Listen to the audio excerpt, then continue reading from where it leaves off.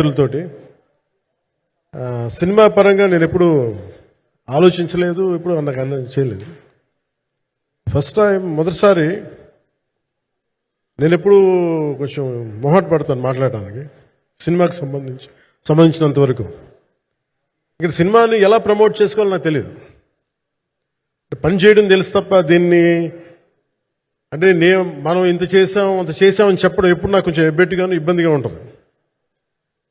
ఇంకా నేను చాలా యాక్సిడెంటల్ యాక్టర్ అండ్ ఇంకా గత్యంతరం లేక టెక్నీషియన్ అయిన వాడిని. నాకు నచ్చే సన్నివేశాలు నచ్చే సినిమాలు చేసుకోవడానికి ఆ పరిస్థితుల్లో ఇది నా మొదటి ఇంటరాక్షన్. ఇది నా పర్లేదు కూర్చోండి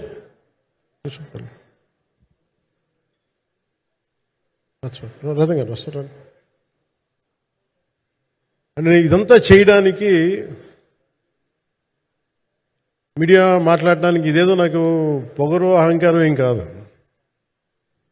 సినిమా గురించి నాకు చెప్పుకోవడం ఎబ్బెట్టుకోవడం, ఏం మాట్లాడాలో తెలియక చెప్తే ఎక్కువైపోద్దా చెప్తే తక్కువ అయిపోద్దా అని. కానీ ఈ పర్టికులర్ ప్రెస్ మీట్ ఎందుకు పెట్టానంటే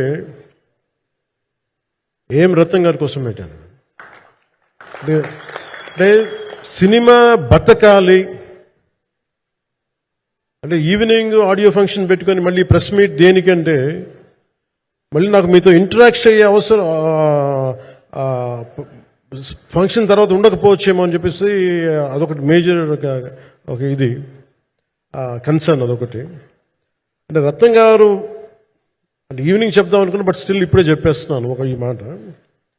త్రివిక్రమ్ గారు రాసిన ఒక డైలాగు అజ్ఞాతవాసిలో, ఒక చిన్నపాటి సౌకర్యం కోసం ఇక్కడ మీరు కూర్చున్న ఒక చిన్నపాటి కుర్చీ కోసం ఒక యుద్ధమే చేయాల్సి వస్తుంది.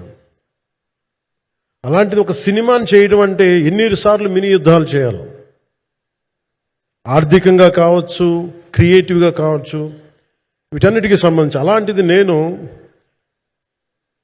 ఎప్పుడు కూడా సినిమాల్లోకి రాకముందు ఏం రత్నం గారు లాంటి వ్యక్తి నా ప్రొడ్యూసర్ అయితే బాగుండు అనుకున్నాను. భారతదేశానికి పాన్ ఇండియా సినిమాని ముఖ్యంగా రీజనల్ సినిమాని జాతీయ స్థాయిలో